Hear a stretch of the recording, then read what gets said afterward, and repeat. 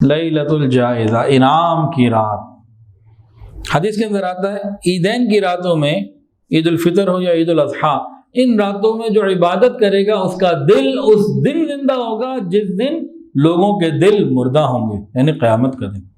یہ انعام کی رات ہے، اور اللہ رب العزت اس رات میں جو عید کی رات ہوتی ہے اور عید کے دن بڑی نعمتیں دیتے ہیں۔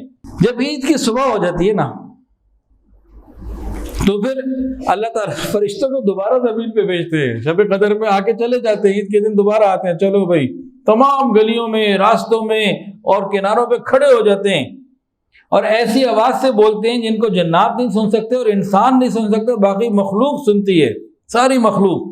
اور وہ کیا کہتے ہیں؟ محمد صلی اللہ علیہ وسلم کی امت، اس کریم رب کے دربار کی طرف چلو، درگاہ کی طرف چلو، جو بہت زیادہ عطا کرنے والا ہے اور بڑے بڑے قصوروں کو معاف کر دینے والا ہے، اس کریم کی طرف چلو۔ پھر لوگ عید کے لیے نکلتے ہیں، عید کی نماز کے لیے عیدگاہ کی طرف۔ اللہ تعالیٰ فرشتوں سے پوچھتے ہیں کیا بدلہ ہے ان مزدوروں کا جنہوں نے اپنی مزدوری پوری کی؟ مزدوری پوری کرنے کا کیا مطلب؟ رمضان میں روزے رکھے، تراویح روزانہ 20 رکعت پابندی سے پڑھتے رہے، کوئی غلطی ہو گئی توبہ استغفار کر لیا، سحری افطاری شوق سے کرتے رہے، زکوٰۃ صدقات ادا کرتے رہے، خیر کے کام کرتے رہے، انہوں نے پوری مزدوری کی، ان کا کیا اجر ہونا چاہیے؟ اللہ تعالیٰ جب فرشتوں سے پوچھ لیتے ہیں، وہ عرض کرتے ہیں اے ہمارے معبود اور ہمارے مالک، یہی ہے کہ اس کی مزدوری پوری پوری دے دی جائے۔ اللہ رب العزت فرشتوں کو گواہ بنا کر اعلان فرماتے ہیں کہ میں نے ان کو رمضان کے روزوں اور تراویح کے بدلے میں اپنی رضا دے دی اور مغفرت عطا کر دی، میں ان سے راضی ہو گیا رمضان کے روزوں اور تراویح کی وجہ سے۔ کتنے نوجوان حافظ ہیں، عجیب حافظ قرآن، سن رہے سنا رہا ہے، اس نے 21ویں شب کو سنا کے پورا کیا، سن کے پورا کیا، آگے میں تراویح نہیں پڑھتا، یہ کمی آ جائے گی، یہ ڈنڈی مار رہا ہے نا تو اس کے اجر میں کمی آ جائے گی۔ بھئی پوری تراویح پورا مہینہ پڑھنی ہے، تو اللہ تعالیٰ فرشتوں کو تو پہلے یہ کہتے ہیں کہ تم گواہ رہو میں ان سے راضی ہو گیا، اور کیا کر دی؟ بخشش کر دی ان کی۔ یہ کس سے خطاب کیا اللہ نے؟ فرشتوں سے۔ فرشتوں سے پوچھا تھا نا بتاؤ کیا اجر دینا چاہیے ان کو، مزدور کو کیا مزدوری؟ انہوں نے کہا پورا پورا دے۔ اچھا، پھر مغفرت اور رضا دے دی۔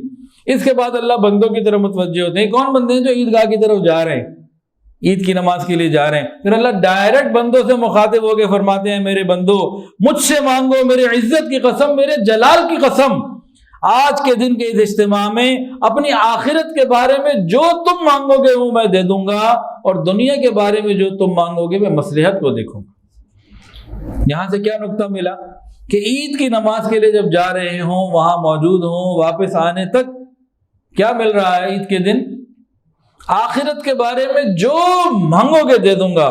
تو کیا مانگیں؟ ایک ہی بات مانگیں، اللہ اے میرے مولا قیامت کے دن جنت میں آقا کا پڑوس عطا فرما دے، بس اور کچھ بھی مانگنے کی، اسی میں سارا کچھ آ گیا۔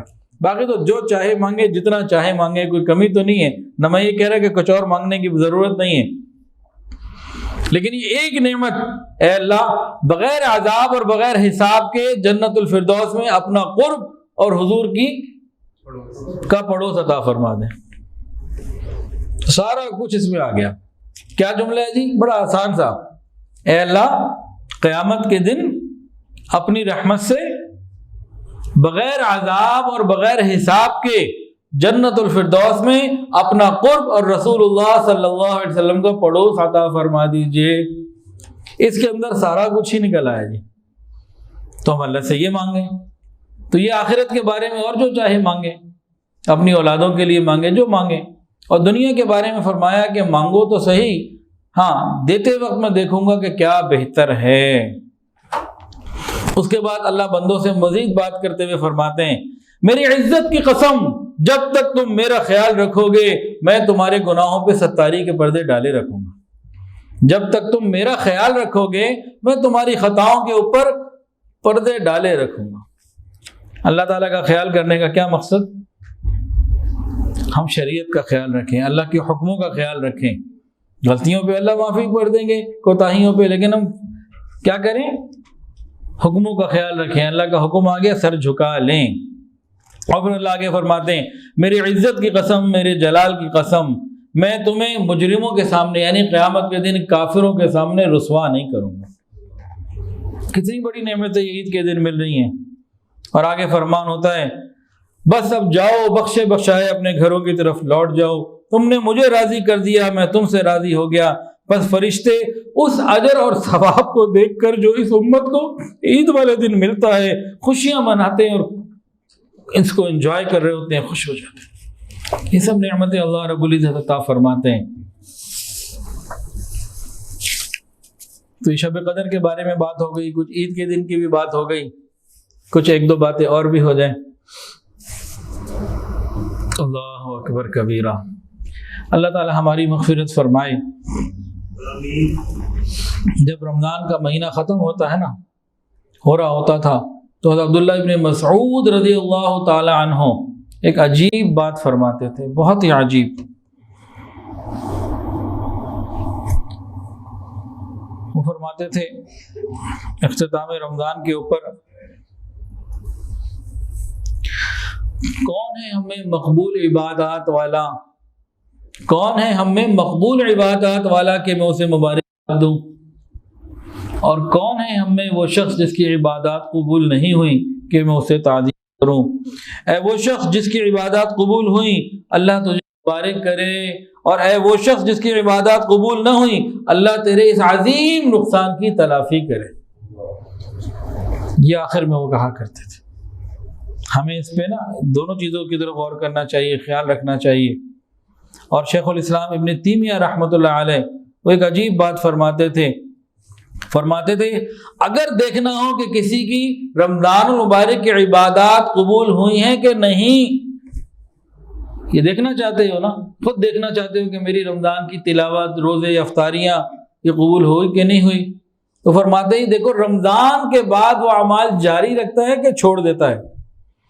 اگر تو قبول ہو چکے ہیں تو رمضان کے بعد ان اعمال کی توفیق ملتی رہے گی، کرتا رہے گا، اور اگر رمضان کے بعد یہ بالکل پھسڈی ہو گیا اور پیچھے چلا گیا اور رمضان کی عبادات دوبارہ نہیں کر رہا، اب نہیں آگے بڑھ رہا، تو سمجھ لو کہ اس کا اس شعبے سے تعلق ہے، اس طبقے سے تعلق ہے کہ نبی علیہ السلام نے فرمایا کتنے ہی روزے دار ایسے ہیں جن کے نصیب میں سوائے بھوک پیاس کے کچھ نہیں، کتنے ہی رات کے قیام کرنے والے ایسے ہیں جن کے نصیب میں رات جاگنے کے سوا کچھ نہیں۔ تو بھائی خطرے والی باتیں بھی ساتھ ساتھ ہی ہیں۔ تو رمضان کے بعد اگر ہماری زندگی میں تبدیلی خیر والی نہیں آ رہی تو پھر یہ خطرے کی بات ہے، یہ الارمنگ بات ہے۔ اللہ تعالی ہماری حفاظت فرمائے، ہمیں آخرت کی تیاری کرنے کی توفیق عطا فرمائے۔ تو عید کا دن جن کی مغفرت ہو جائے گی ان کے لیے عید ہے، اور جن کی مغفرت نہ ہوئی ان کے لیے وعید ہے۔ اللہ تعالی ہمیں ہماری اس آنے والی عید کو عید کا دن بنائے۔ یہ ہمارے اوپر ہی ڈیپینڈ کرتا ہے کہ ہم کیا چاہتے ہیں۔ ویڈیو کے نیچے سبسکرائب کے بٹن پہ کلک کریں، بیل کے آئیکن پہ کلک کیجئے تاکہ ہر نئی ویڈیو کی نوٹیفیکیشن آپ کو مل جائے۔